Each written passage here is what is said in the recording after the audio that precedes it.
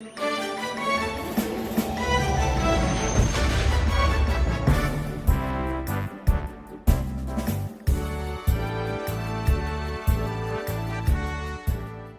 and welcome to Nick and Mel's Hyperspace. I'm Nick, and we wanted to do a little introduction because we have some major news coming for the podcast. So, Season 4 has been delayed a little bit because of life, but we do have plans. What we're calling this fourth season is going to be a transitional season as we are making some major changes and shakeups. But this final season of Nick and Mel's Hyperspace is going to be subtitled Looking to the Horizon, and we will be rebirthed to something different. We're going to be going through the year of 2026, and by the end of that and the start of 27, our hope is to have a brand new podcast with a new title. And the podcast will go from there. We really wanted to continue what we're doing because we love what we're doing. But as Nick was saying, sometimes life gets in the way. And I have decided that I'm going to remain in the podcast until the end of 2026. And then Nick is going to be taking the reins and continuing on after that. I will, of course, be here and there joining the podcast as a guest. But starting in 2027, Nick will be doing all the work, and I will be here when I can. Life is an interesting thing. We have loved doing this, and we want to continue it. And just because Carmelo can't do it, we didn't really want to stop. And so we are just making sure that, like the Phoenix, we will be transforming this podcast from Season 4, looking to the horizon, to something else at the beginning of 2027. Yeah. So you have us for at least a whole other year. We're going to have some fun episodes. A lot of stuff coming up next year. So a lot of stuff to talk about. We have some episodes that are in the works that we've been thinking about doing, but we keep kicking the can down the road, and we're finally getting to them. So that'll be fun. So whether I'm here or not, I will always be Nick's Star Wars puppet. So that will never change. You'll be around. He's not going anywhere. Less frequently, but he'll still be around. So we'll shake it up a little bit. But when we figure out the exact name and the exact transition looks like in 27, we have a year to figure that out. So I'll let you guys know, and there'll be a big announcement about it. So, but just enjoy this new and final season of Nick and Mel's Hyperspace, and look to the horizon for something different in the future. Indeed. May the force be with us and you. Yes. Hello, everyone. This is Carmelo from Nick and Mel's Hyperspace, and we have been doing in this season talking about different charities and nonprofit organizations that we admire or enjoy or think that are really important in our society today. And both Nick and I are big readers. And so I was thinking about organizations that work with literacy, and I found this really awesome group in Illinois. I live in the Chicago area. It's called Everyone Reading Illinois. And one of the things that I really liked about this organization is that it's not only a literacy group, but it's a literacy group that also helps people with dyslexia. And I was doing a little bit of information, and there's like almost 20% in the state of Illinois. There are people who have difficulty reading or cannot read, which for me was a big number for being 2025. And it was just really nice to find a group that sort of recognizes that different people have different difficulties about how to learn how to read. They have a conference in the fall and the conference in the spring that they do every year. And it's really nice because it's geared towards teachers, school teachers, but then they also have about one for parents and families and family members. So I really like that they're educating the people who are educators, but they're also educating the people at the house. And so parents and brothers and sisters can be part of that process. And I love that. I love that very, very much. We're going to put the link of the organization on the channel so you can read a little more about it. And even though this is only a chapter for Illinois, I'm sure there are similar groups in your state. And so if this is something that you're interested in, or you know someone that could benefit from something like this, it should be an easy search online for looking at an organization in your area that would help you with this. I think reading is, as RuPaul says, fundamental for living, for society. I was just telling Nick, you need to read contracts, you need to read signs, you need to read regulations. It's just something that everybody should know how to do, Exactly. and dyslexia should not stop us from having the ability of training people to do it regardless of their different abilities as they read. And I will say, here in the state of Georgia, I know a couple local libraries that I've visited. They have tutoring for like families or for kids that struggle with reading. So I would always check your local libraries because they always have great resources for things Oh, like that's that. a great idea. Yeah, That's a great idea. our Oh, local awesome. library will always post like things like this, nonprofits, organizations that are helping with education or just other needs in the community that we don't always get to talk about or touch on. So another reason to support your local libraries. Oh yes, there's always one more reason to support your local Yeah, library. it's always another reason. They're very important these days. Absolutely. Thanks for listening, everybody. Thank you, guys. And now for something completely different. Luke He Skywalker. he would support, advocacy for reading, and Absolutely. Orbesh, it's hard to read. it is hard. And yeah, definitely. You are now entering Nick and Mel's hyperspace. Hello, I'm Carmelo, and I think my favorite Luke is the Luke of Last Jedi.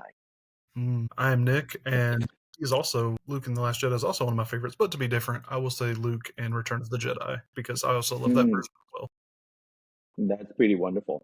In our journey through hyperspace, we examine everything and anything Star Wars from the point of view of two lifelong fans, one young, one old, who came together through the will of the Force.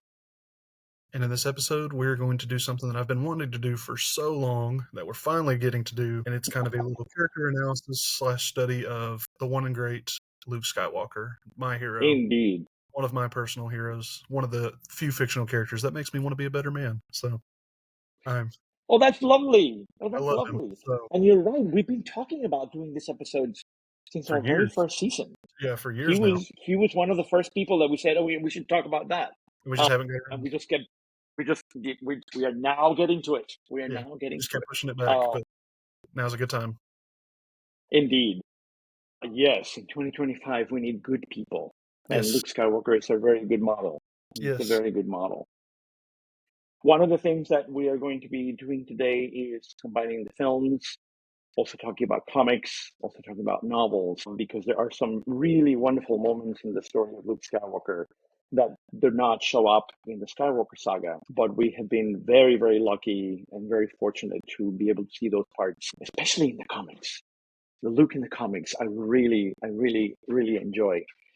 So this is a typical in Nick and Mel's hyperspace. This is an all-inclusive Star Wars character study of Luke Skywalker rather than just the movies, because I think it's really quite important. I guess there's a little bit of Luke in television with Mandalorian. So yeah, and Boba Fett. Yeah, um forgot and about that. and in Boba Fett, right? So Yeah, I think that we can include them in there as well. So one of the things that I really enjoy about Luke is that there are always so many heroes in Western stories that they feel like they need to be hyper masculine, that they need to be strong and violent.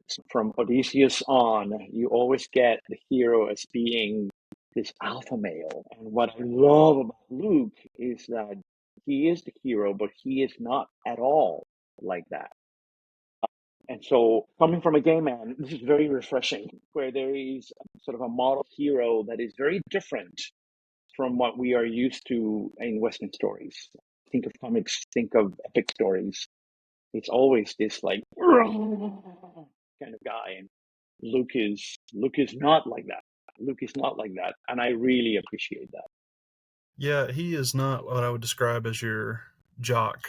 I would say, although he grew up on a farm and did a lot of manual labor, he's very just like an average looking guy. He's not hyper masculine. He's not like Hercules. He's not like Batman. He's not huge and ripped, but Right, he's somebody that still has a strong presence, and we see that just by his presence and when he walks into rooms or when he enters into the shows. Like we know who he is and we know how powerful he is, and it's not because of his masculinity, but it's because of his character and because of the correct. connection, the deep connection that he has to the Force.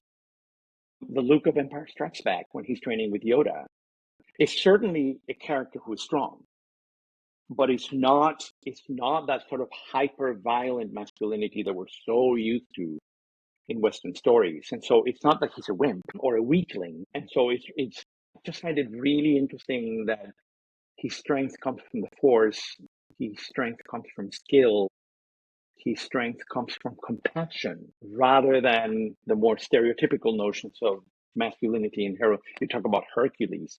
My God, Hercules is angry all the time. Yeah, he The is. story of Hercules are the 7 trials. It's all about how he can defeat 1, 2, 3, 4, 5, 6, 7.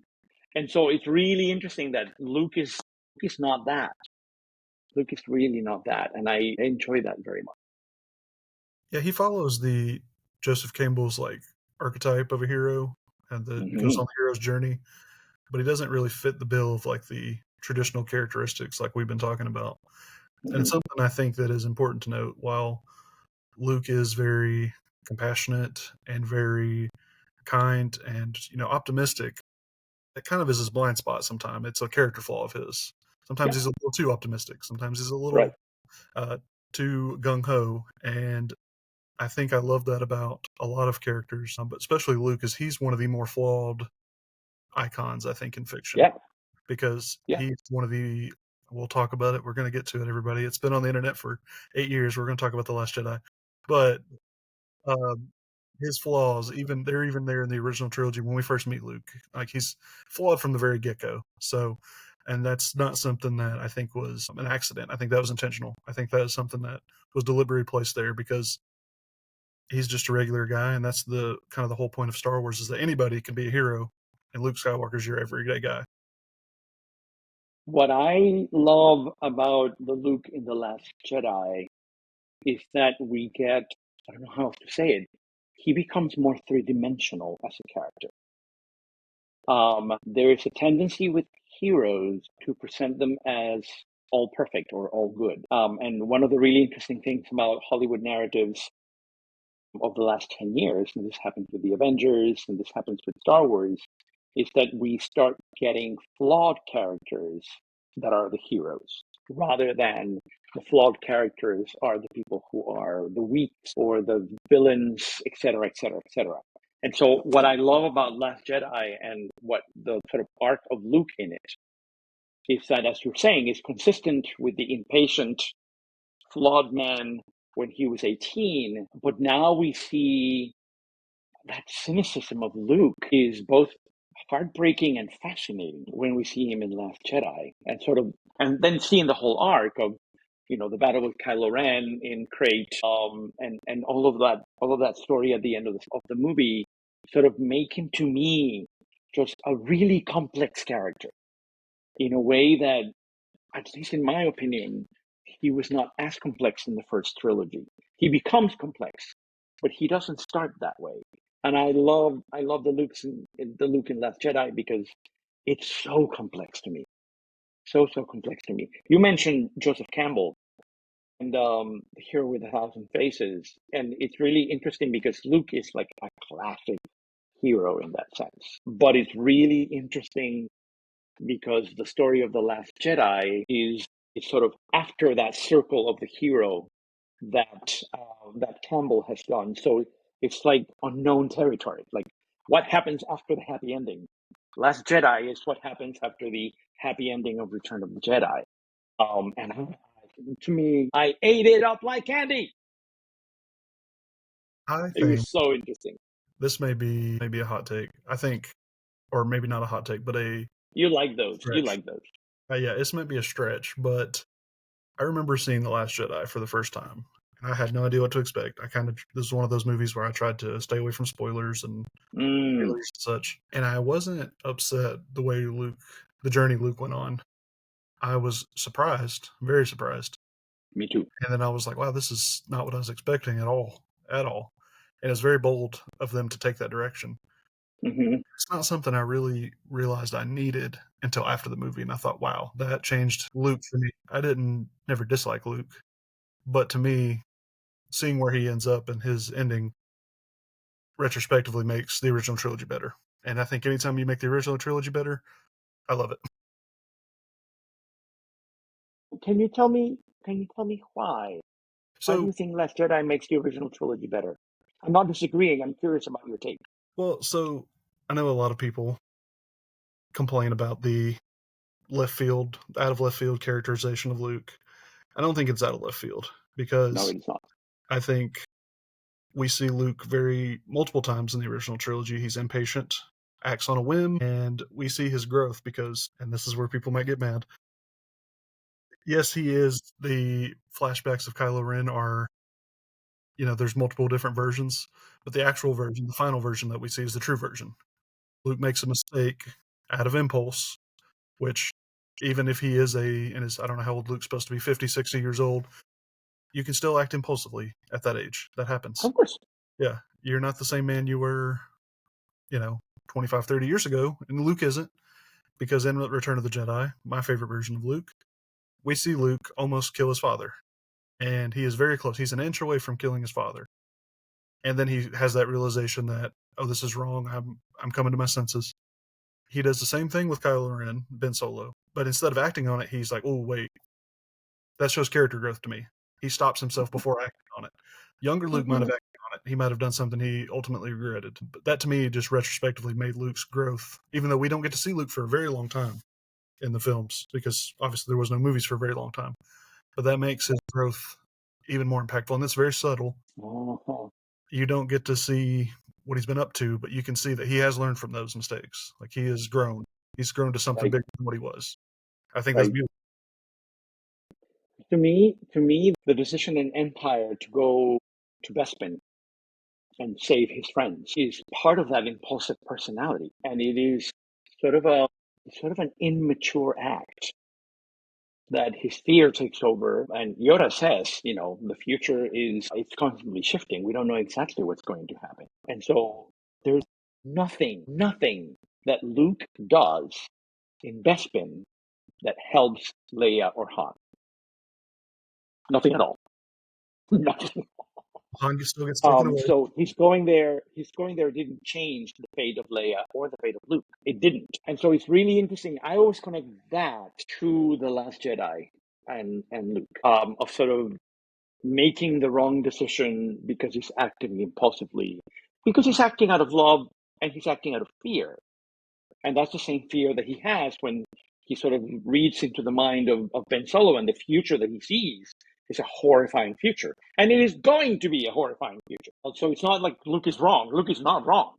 So it's really interesting that there are all these moments, Luke going to Bespin, the one that you mentioned in Return of the Jedi, of almost killing his father. There are all of these moments when Luke is sort of on the verge of doing something very, very wrong, but he always stops himself.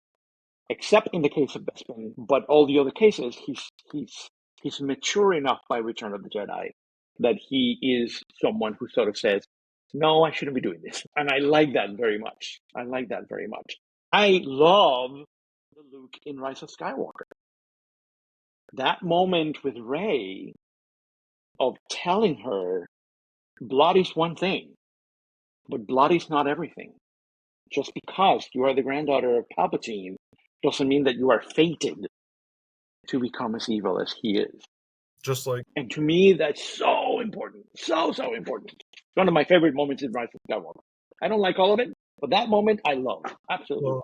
And that speaks to him too, as the worst thing he could have ever imagined was his father being the most evil person in the galaxy, and he knows from experience what that's like. That doesn't define who you are, who you can be. Exactly. That's why I love Luke. He passes on what he has learned. It was beautiful. Yeah. He's very, like I said earlier, he's very human. And like we see a lot of other characters in fiction, like you said, they make them flawless or near perfect. And Luke's not that. And I don't know if people like had ideas of what they wanted Luke to be over the years and after the happy ending, but I just don't think it would have been as satisfying if Luke was this all-powerful, all-knowing, perfect Jedi. It just wouldn't have made narrative sense, and it wouldn't have been as interesting to me. It just would not have been as correct. Not as been as It's one of the things we don't get enough of it, so it's a little difficult for me to evaluate it. But it's one of the things that I'm missing when we see Luke in The Mandalorian and the Book of Boba Fett. That is sort of the wise, calm, post-Return of the Jedi, and long before. But it's really interesting that I once again, these television shows are nostalgia machines. So they're sort of creating a Luke that is very composed. Luke never feels composed to me. So, well, Even when he shows up at Jabba the Hutt's palace in Return yeah, of the Jedi, he's sort of performing Jedi. right. It's putting on an act. Right, sort of like, I am powerful and you are not. You underestimate my powers, Jabba. And so it's really interesting that in Mandalorian and in Book of Boba Fett, because he's there for a nostalgic purpose, he is seen as this sort of idealized Jedi that some people have sort of created. And so this is an audience satisfaction moment. He's still Luke, but he's not the same Luke to me.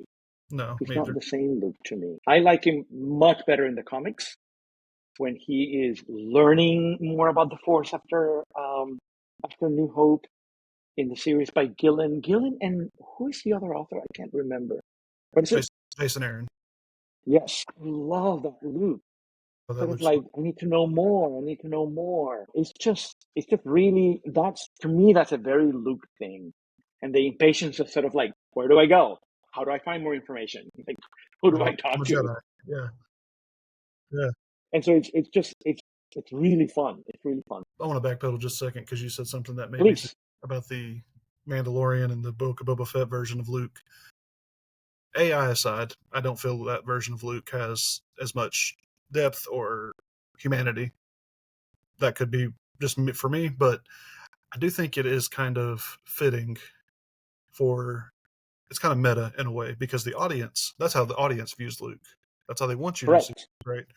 And I think Correct. in universe we talked earlier before recording about the Legends of Luke Skywalker, and then we see in Mhm. the sequel trilogy he's kind of a myth, and that's kind of how he's being presented in those shows as a myth, Yes. larger than life. That's interesting. Yeah, yeah, yeah. Think about it, the galaxy's massive. Not many people have probably interacted with him, or even if they did, they probably didn't talk to him really. He's just kind Mhm. of this larger than life figure. If you think about it in universe, there's three people that went into the second Death Star: Luke, Vader, and the Emperor, and he's the only one that came out alive. So like, people are probably fantasizing about how did he do it? He must be super powerful, all powerful. And then as we see in the Force Awakens, especially, um, he's not even in the movie, but his presence is felt throughout the whole movie. The legend of Luke, the myth of Luke Skywalker, and there's even Ray even questions like I didn't even think he was a real person. Right. He was a myth. Right, thought he was a myth. I think that speaks to what I really loved about what they've done in the new era of Star Wars is creating a myth of Luke, and I think that really ties well together in the Last Jedi when Luke even kind of when he breaks down and goes into exile, he feels like he's a failure because he didn't live up to this mythical status that the galaxy put on Right. him. He didn't really ask for Right. that, but Right. he didn't live up to it, and that's him is why he's a failure. Like this myth would Mhm. never make that mistake. They would never fail his family and friends. So I just think that ties nicely together, and I'm not sure if that's intentional from Filoni and Favreau, but I hope it is. Maybe that's a more generous take than mine. That's just kind of how I I like it. I like it in the sense that since we are only 5 years after the end of Return of the Jedi, Luke is in a moment of it's almost like a lull in his conflict. The conflict has been over. I mean, he's been able to bring his father to the light side. The was empire is over. for the most part gone, Yeah, and so there's all of these. It's a pause. It's a pause in the internal conflict of Luke, and so having him being composed and wise and training Grogu and building the temple and all of these things, in a way, makes sense that it is that kind of Luke rather than the conflicted Luke that we have seen in the original trilogy and that we're going to see in the sequel trilogy. So it does make sense. It does make sense. It just feels so different it does. from what we've seen and what we'll see. And I wonder too if we don't really get to know because Luke doesn't really get the spotlight in a way where where he's the main focus, so he's the character of the show. But I wonder if at that time in Luke's life, like you said, the war's over. He did the thing that he was destined to do in his eyes, and now he's trying Right. to rebuild a lost generation of Jedi.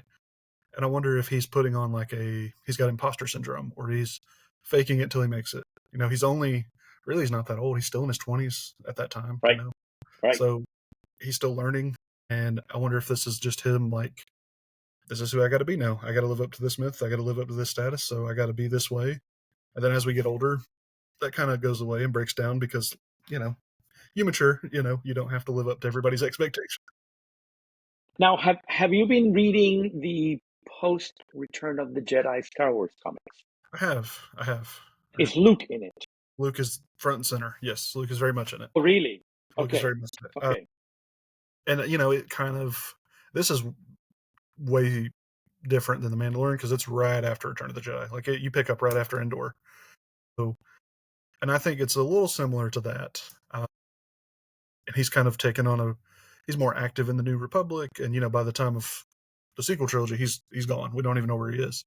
So it's a little different, Luke. And, he was and in the comics, like you mentioned, his impulsivity, and he's very active in the comics with the rebellion. We get to see his relationships with pilots, with the leadership of the rebellion, and he's just one of the guys at that point. And he is still kind of one of the guys in that series, Okay.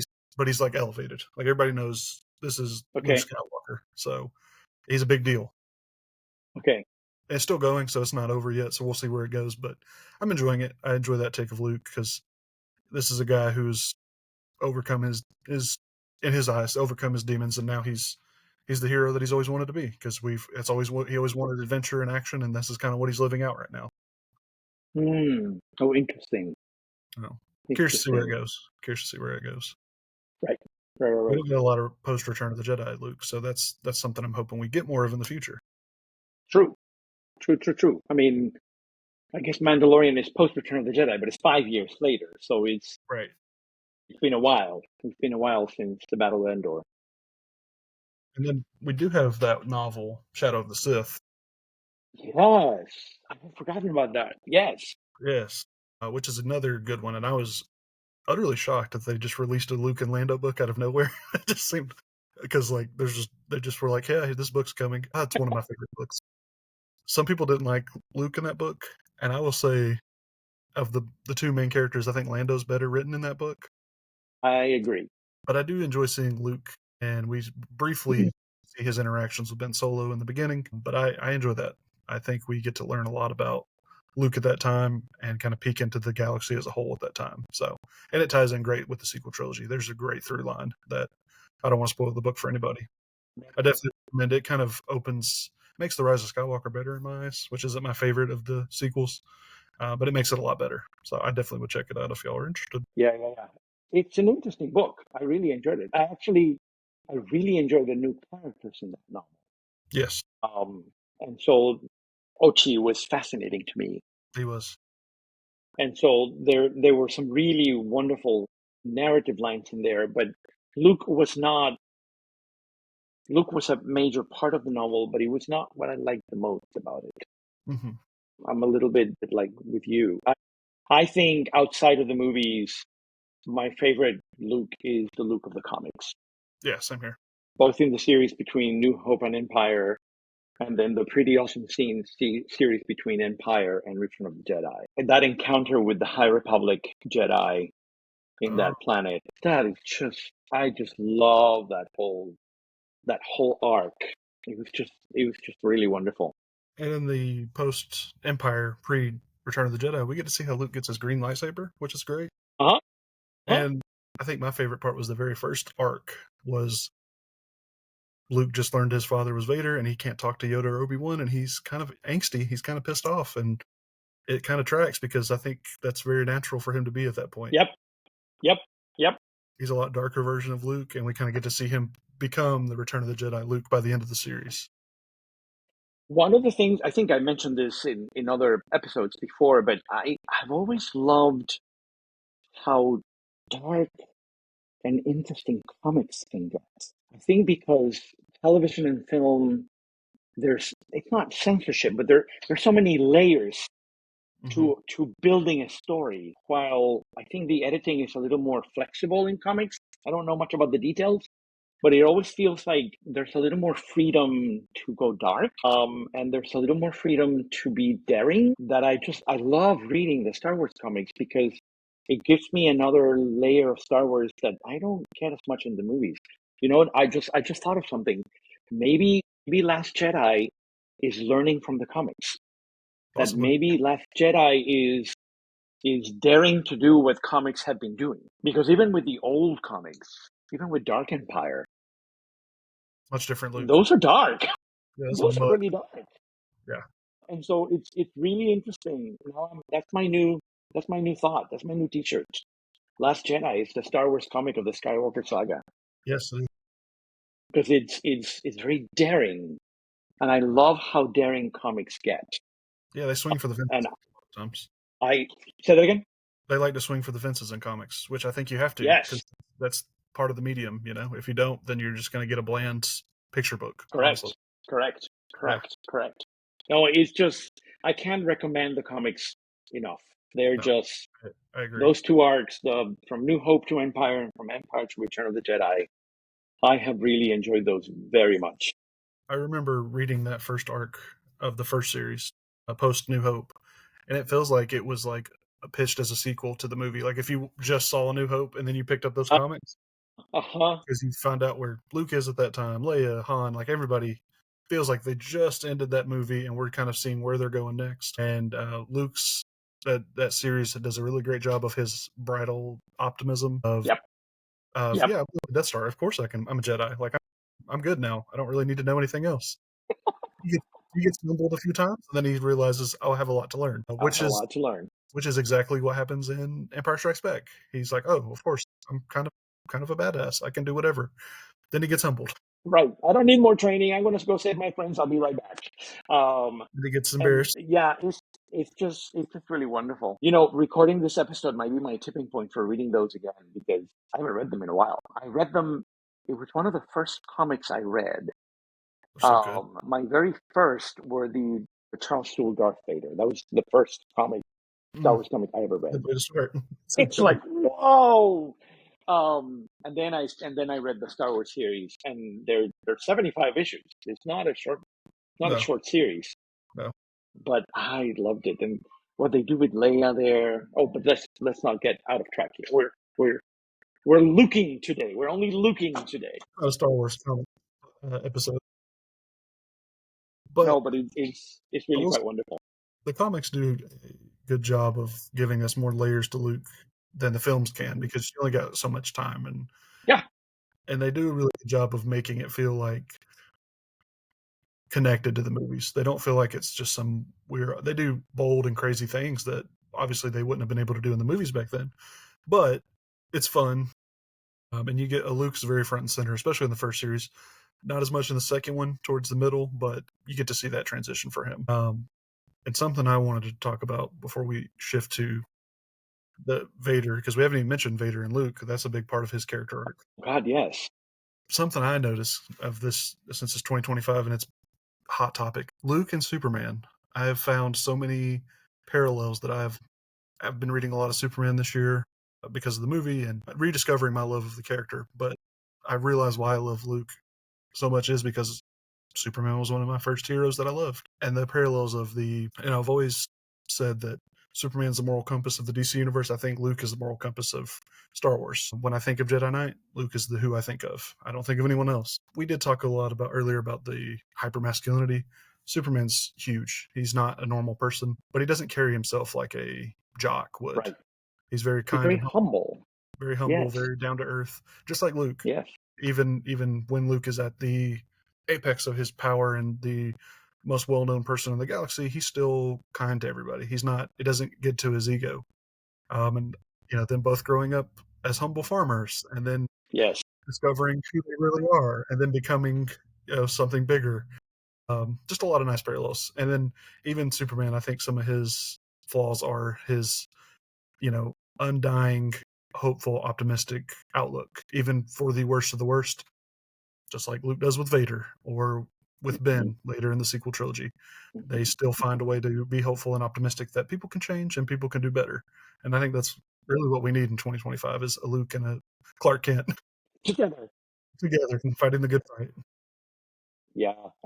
I have never thought about that connection, but I think you're right. There's a lot of Superman in Luke, and it's really quite wonderful to see the stories as parallel stories in different worlds. I like it. I like it very much. I think as our last big topic, we should talk about Anakin and Luke, or Mhm. Vader and Luke, or Vader, Anakin, and Luke, because they're such different characters, Very different. and they're a really interesting contrast in Star Wars. And we have a contrast in the Kenobi show.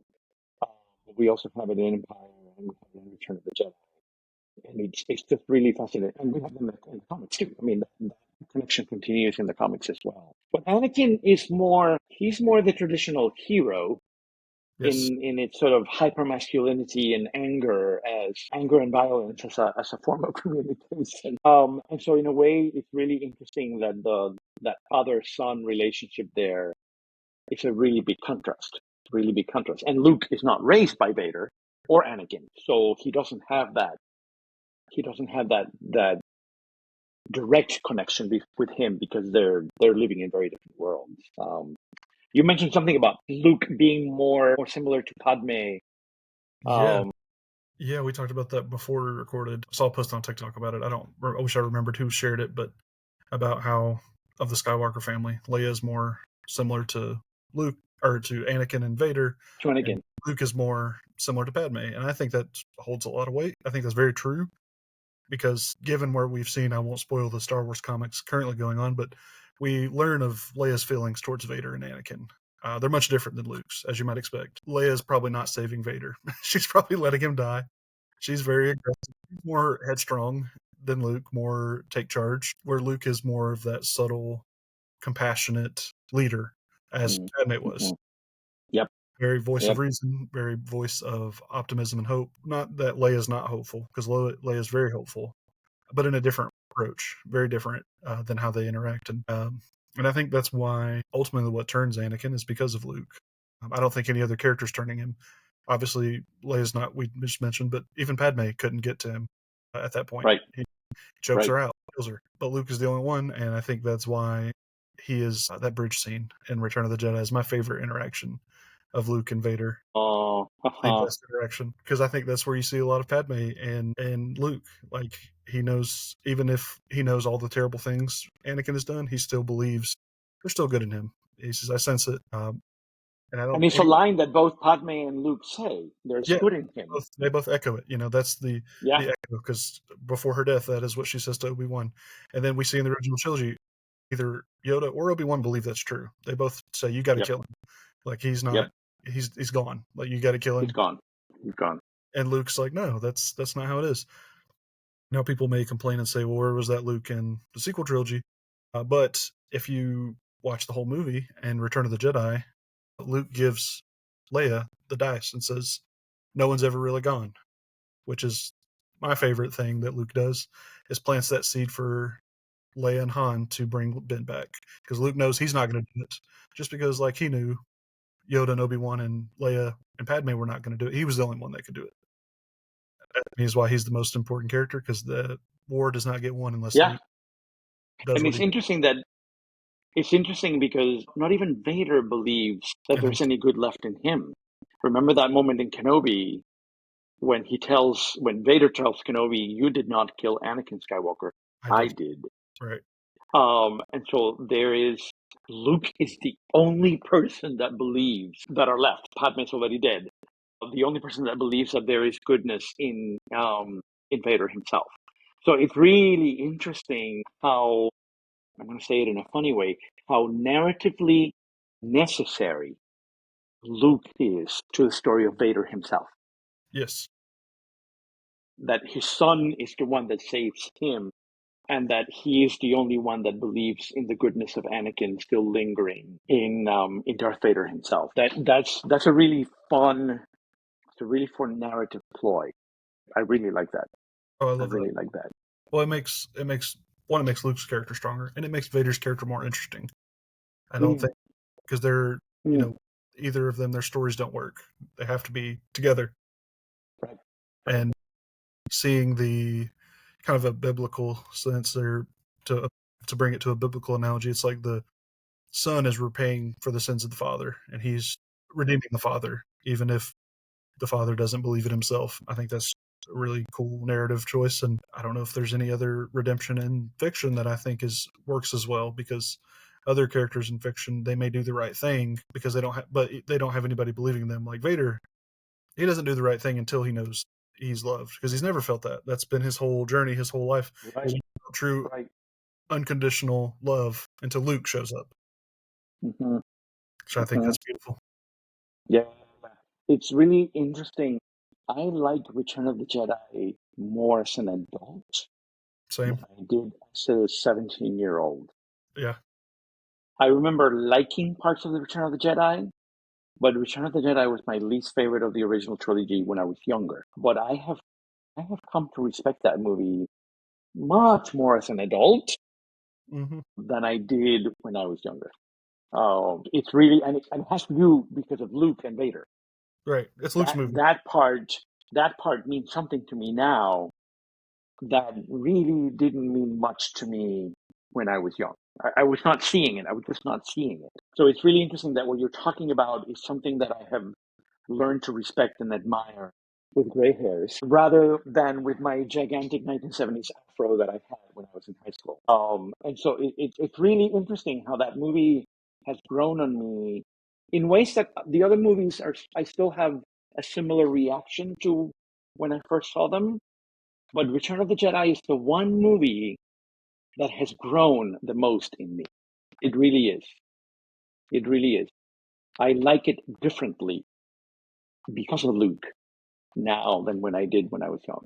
Oh, I mean, to me, when we talk about hero, Luke as a hero, to me, the most heroic thing that Luke ever does is reject the temptation of anger, because anger is easy. Anger is easy to give Yep. into, and a lot of times Yep. people feel justified in it. But the coolest thing Luke does is throw away his saber and decides not to fight, which is way harder.